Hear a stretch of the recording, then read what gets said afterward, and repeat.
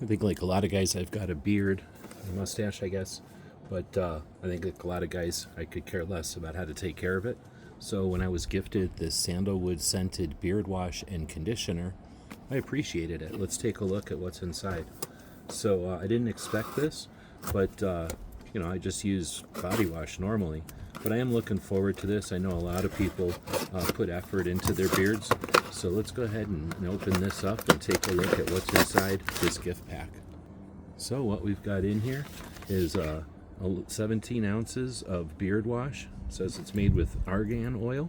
And I'm guessing this pump is what you put into the top there. That's pretty handy. It's actually going to make it real easy to deal with and probably more likely to use it.